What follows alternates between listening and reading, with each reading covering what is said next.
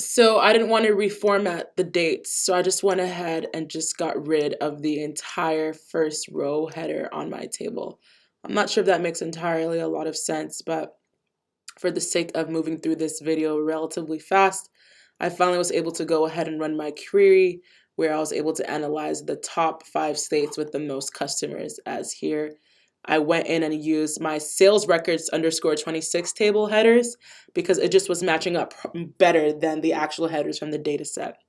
And here's the information from my query.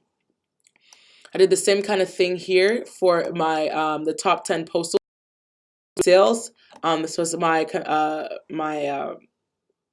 algorithm that I use. It will select sales records underscore 26 postal, the sum of those sales as total sales, and then I wanted to get it from obviously the sales records under 26 table.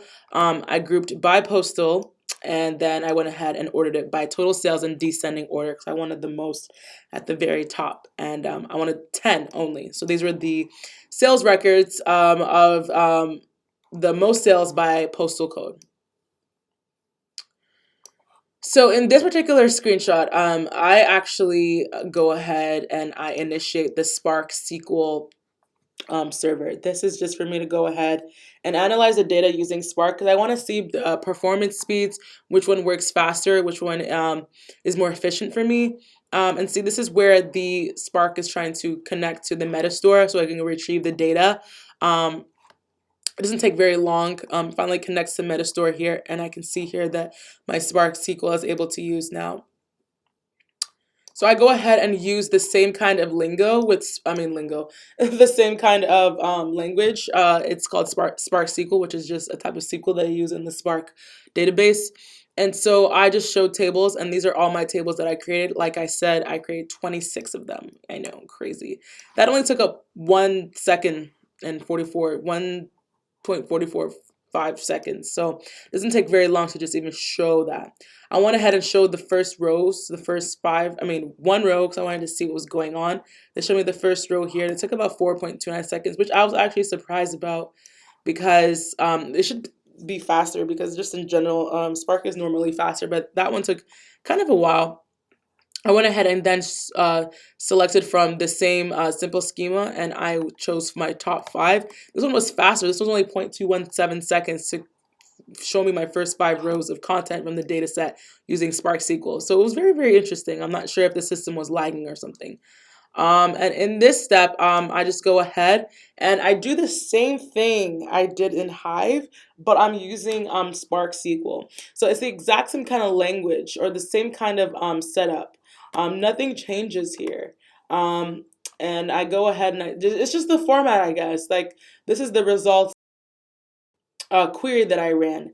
There are no, perfect lines. It's not in a beautiful table with, that's just perfect. But it still gives me the same information, and that's all that matters to me. And it took only 5 seconds. Meanwhile, I believe to run the query for Hive to run that table was 13.44.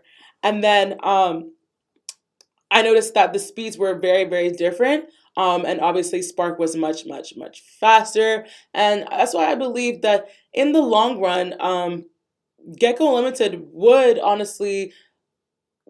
they would honestly make a great decision in using Spark to run their queries and to analyze their big data.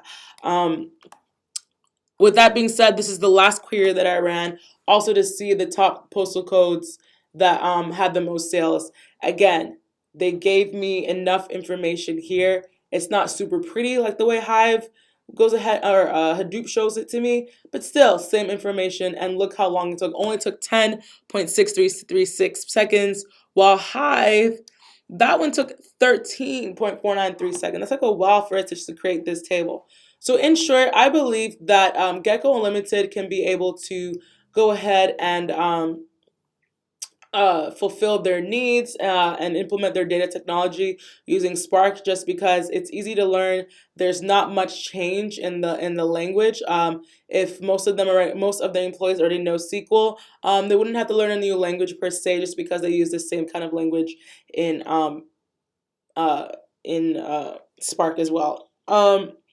I'm not saying Hive should be left off completely. I think Hive would also be a good addition um, to the ecosystem, because Hadoop or Hive can also work with Spark. They go hand in hand. So yeah, that's really it. This is my comparison. Took very short amount of time. Spark SQL obviously reduces costs and just scales to many more nodes and queries and has a very, very high fault tolerance. So thank you so much for listening to my video. I know it was super quick. It's been an amazing semester. Thanks so much for watching, and I hope to see y'all soon.